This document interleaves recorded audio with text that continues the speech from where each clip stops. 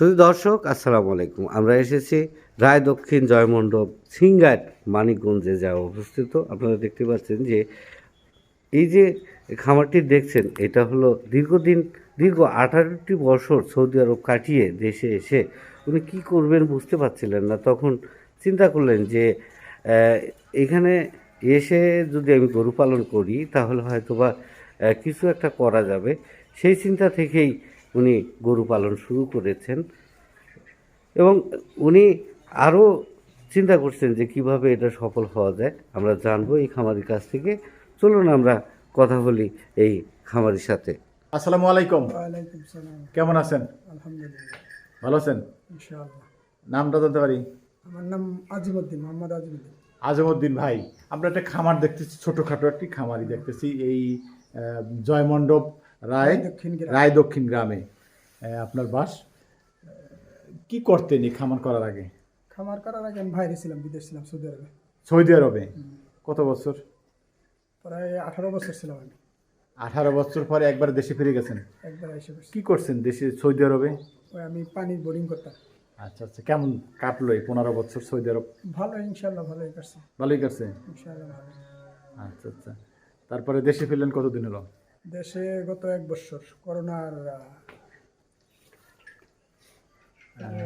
পরেই আছেন? 6 মাস অবগত হওয়ার পরে আমি আসছি। চলে আসছেন একেবারে? একেবারে। আচ্ছা, এসে এই খামার শুরু করছেন? খামার শুরু করছি। মানে এসে খামার শুরু করছেন, কিভাবে এই খামারটা গড়লেন সেই গল্পটা একটু শুনতে চাই শুরু থেকে, বলবেন? আমি মানে আগে থেকে চিন্তা ভাবনা, আমি বিদেশ থেকে আইসা একটা গরুর খামার করব, নিজে যতটুকু সমর্থ ততটুকু আমি লালন পালন করব। এই জন্য মানে আমার এই ফার্মটা করার উদ্দেশ্য। মানে বিদেশ থেকে চিন্তা ছিল? চিন্তা ছিল। বিদেশে এই মাথায় কিভাবে ঢুকলো? ভিডিও দেখে?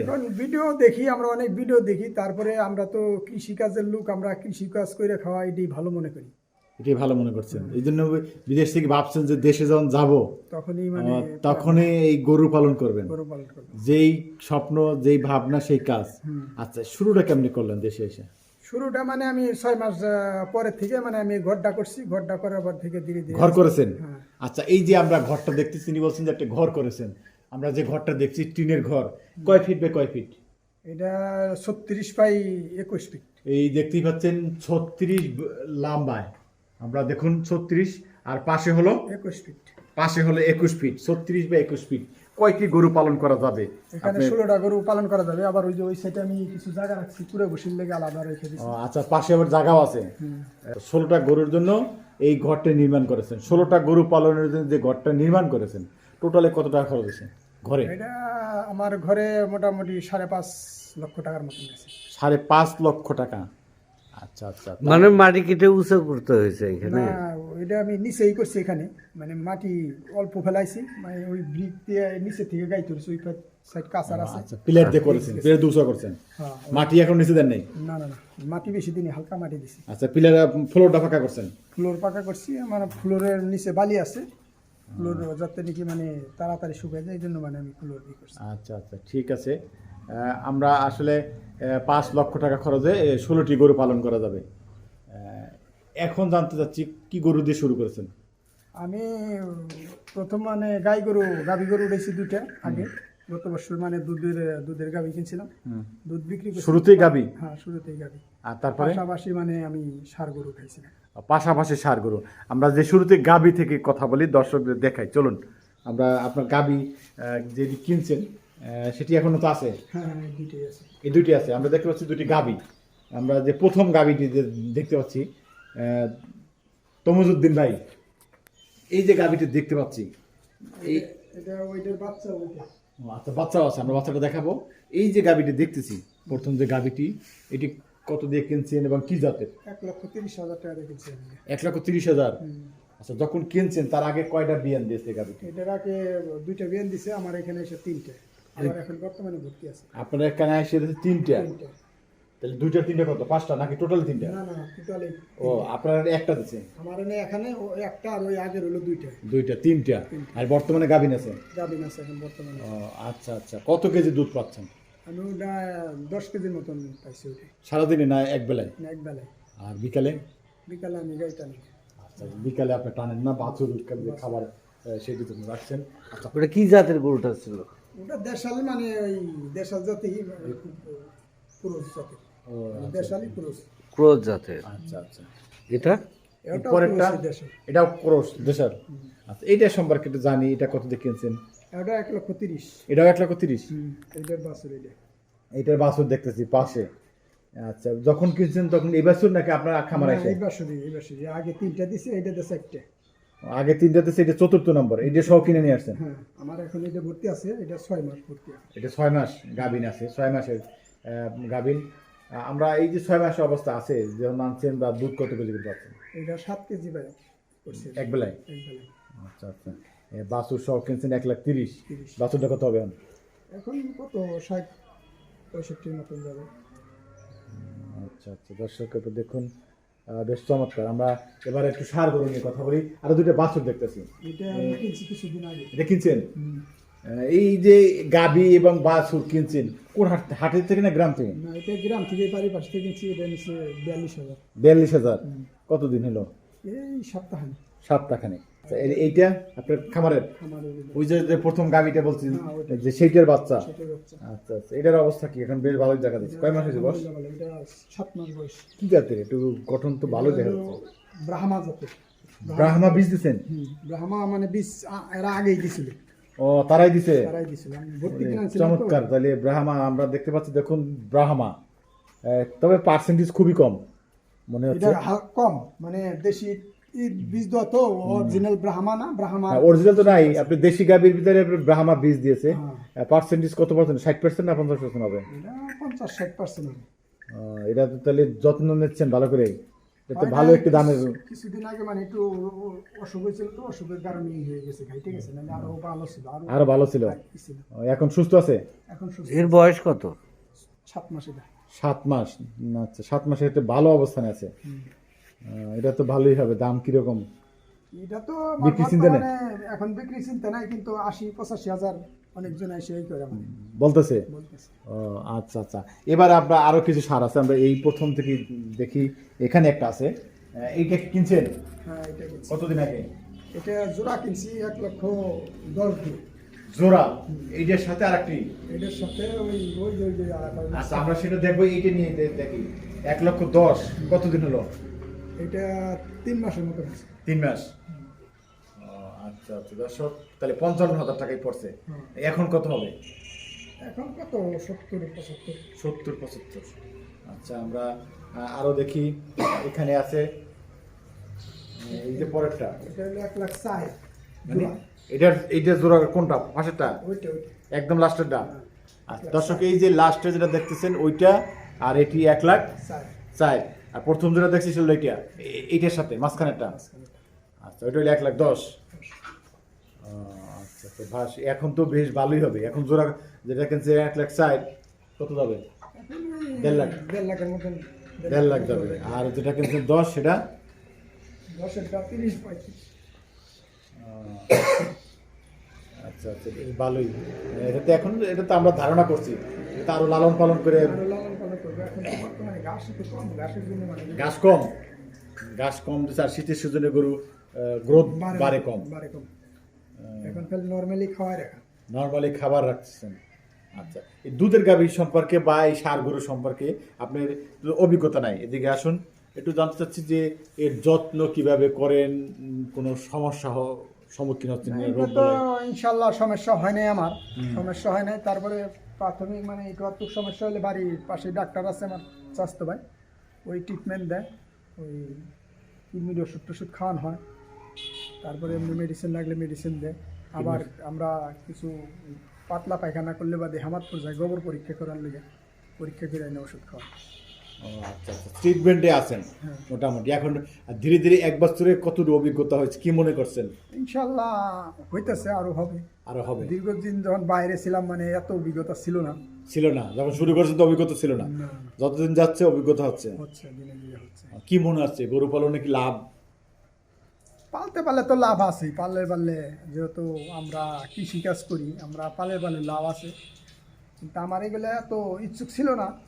আমি যেমন টাকা পয়সা ব্যাংকে তুলে হয়তো দেখা যায় ইন্টারেস্ট খাওয়ার লাগে, আমি ইন্টারেস্ট খাওয়ার করি না। আমি নিজে পরিশ্রম করুম, এটাই যথেষ্ট। আচ্ছা আচ্ছা।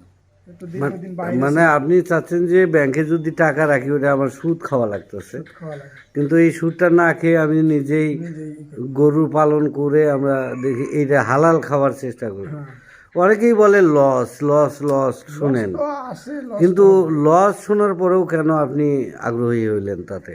লস এখন বর্তমানে ভুসি কুড়ার জন্য একটু লসের মধ্যে পরে আপনি তো গ্রামে, এখানে তো ঘাস পাওয়া যায় প্রচুর। এখন ঘাস মানে এই মুহূর্তে যেবার যে একটা বৃষ্টি গেছে না, বৃষ্টির কারণে ঘাসের অভাব হয়ে গেছে।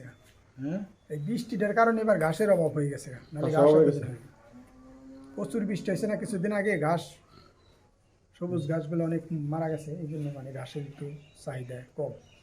এই জন্য তো গাছটা কম হচ্ছে।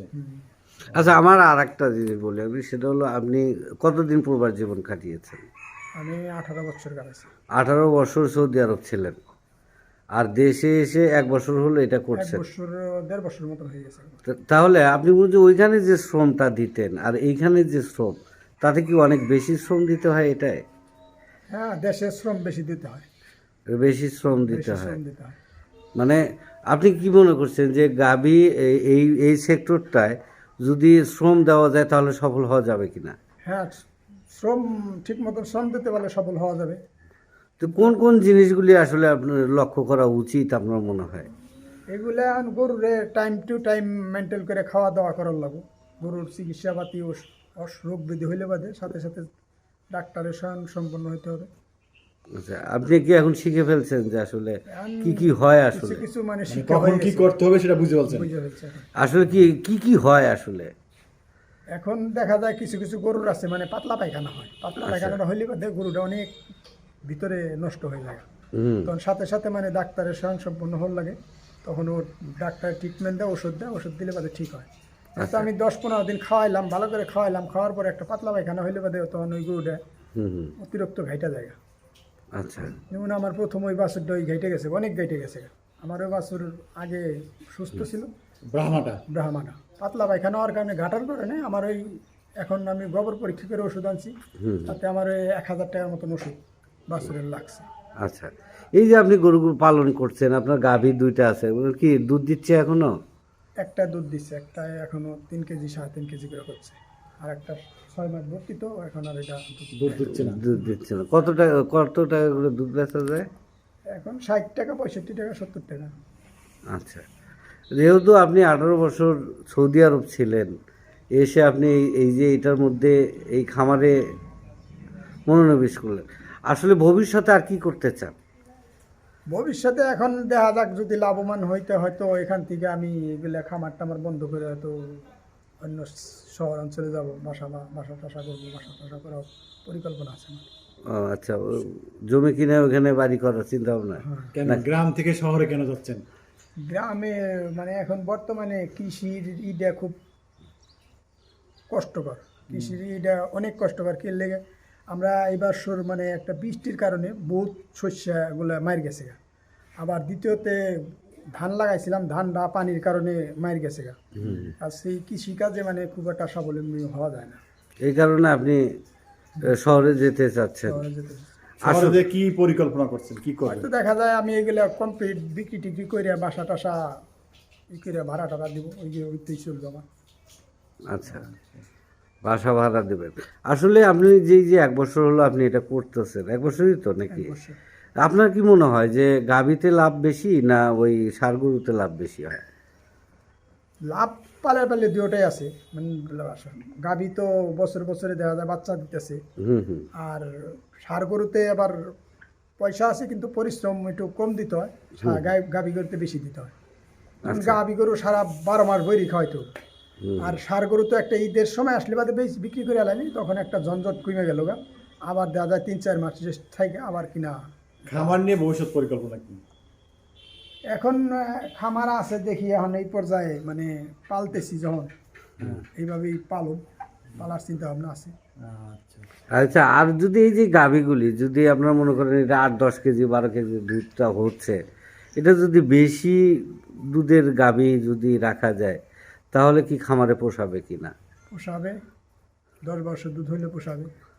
10-12 ওইটার পয়সা দিয়ে ওইটারে খাওয়ান যাবে, বেশি বেশি করে খাওয়ান যাবে, তখন ওইটার বাছুর থাকবে, বাছুর হবে, পোষাবে। এখন আচ্ছা, ভালোই পোষায়। তাহলে অনেকেই তো বিদেশ যায়, আপনিও বিদেশে ছিলেন 18 বছর। মনে করেন যারা শ্রম দিতে পারে তাদের জন্য কি বিদেশ আসলে ভালো কিনা? না এই শ্রম এমন আছে লোক বিদেশে যাইতেছে, শ্রম দিতে পারতেছে, কিন্তু আবার কিছু কিছু শ্রম আছে বলে কিছু মানে এত পয়সা আসে না। আবার কিছু টেকনিশিয়াল আইডিয়া থাকতে হয়। যেমন আমি বোরিং করতাম, বোরিংটাতে আমি ওই দেশে যে শিখছি, হুম হুম আমার নিজের অভিজ্ঞতায় শিখছি, আমি নিজে করছি। আচ্ছা অনেকজন এগুলো পারে না, হুম এখন আমি তো এটা করছি, আমার নিজের আইডিয়া আছে, আমি করছি। যারা ইনকাম হয়েছে আমার। যারা মনে করেন এই যে নতুন যেতে যাচ্ছে বিদেশ যায়, আর 5 লাখ 6 লাখ টাকা সৌদি আরব তো এখন লাগে, তাই না? 5-6 লাখ টাকা খরচ করে ওই সৌদি আরব যাওয়ার চেয়ে এই গরু বাছুর লালন পালন করলে কি তাতে লাভ বেশি হবে কিনা? সবাই তো আর গরু বছর পালন করলে আবার মানে ফার্মের সংখ্যা যদি বেশি হয়ে যায়, আমাদের এখন বর্তমানে আগে যে আমরা ফার্মগুলো আসলো, হয়তো দেখা যায় হাতে গোনা 2-4-10টা ফার্ম আসলো, এখন ঘরে ঘরে ফার্ম হওয়ার কারণে এই গরুগুলো এক টাইমে বিক্রি হয়। মানে ঈদের একটা টাইম আসে, ওই সময় হুড়াহুড়ি করে বিক্রি করে লাগে, হুম হুম কিন্তু ওই সময় গরু বিক্রি করবে গেলে দেখা যায় দাম ওঠে না। হুম কিছু কিছু টাইম আছে মানে দাম মাংস হিসেবে বিক্রি হয় ওই সময়।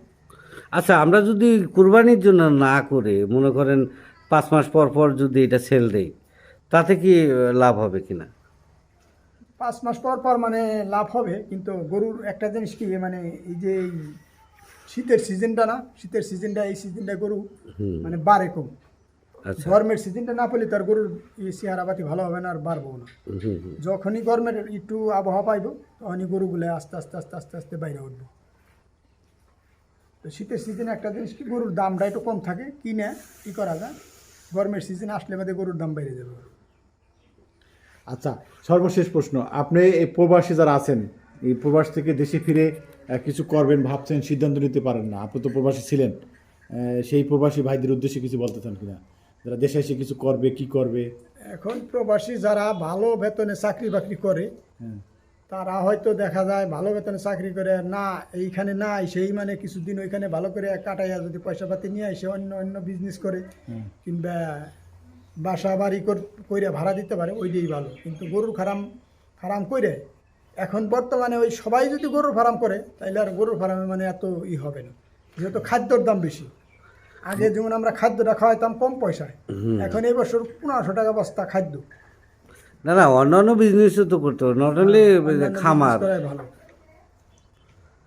যে কোনো ব্যবসা করেই তো ভালো চলতে পারে যদি যে করতে কোনো পারে। ব্যবসা, অন্যান্য যে ব্যবসা, খামার যে করতে হবে এরকম তো বাধ্যবাধকতা বাংলাদেশের নেই। ব্যবসা, এটা ব্যবসা এখন বর্তমানে ব্যবসা একটা অন্য ধরনেরই হয়ে গেছে। দেখা যায় একটা দোকান নিল বাকি পড়ে, আবার কোনো সিটার বাট পাড়াতে বললে বড় ধরনের টাকা টুকা হেনেও মানে ব্যবসা করাটা মানে সাধারণ পাবলিকের জন্য টাফ ব্যাপার। সেইটাই। ঠিক আছে, ভালো থাকবেন। আপনার এই মূল্যবান কথা শুনলাম, যারা আজকে দেখছেন প্রবাসী ভাইরা আছেন, আপনার কথা শুনে তারা উদ্বুদ্ধ হবেন, সিদ্ধান্ত নেবেন দেশে ফিরে কি করবেন। ভালো থাকবেন, আসসালামু আলাইকুম। ইনশাআল্লাহ আপনার ভালো থাকবেন। শুধু দর্শক, আমরা এই খামারির কথা শুনলাম যে উনি প্রবাস জীবন কাটিয়ে দেশে এসে যে এরকম গরু পালন করা শুরু করেছেন। উনি বলছেন যে আমি বেশি দিন আর এটা কন্টিনিউ করব না, কারণ হলো যে এই খামারে এভাবে পোষাবে না, খাবারের দাম বেশি, অন্যান্য দ্রব্যমূল্যের দাম বেড়ে যাওয়ায় খামারটা উনি শেষ পর্যন্ত রাখতে চাচ্ছেন না। আপনাদের এই ভিডিওটি দেখে এবং ওনার পরামর্শ শুনে যদি আপনাদের ভালো লাগে, উপকারে আসে, তবে আমাদের সার্থকতা। আপনাদের সবাইকে ধন্যবাদ।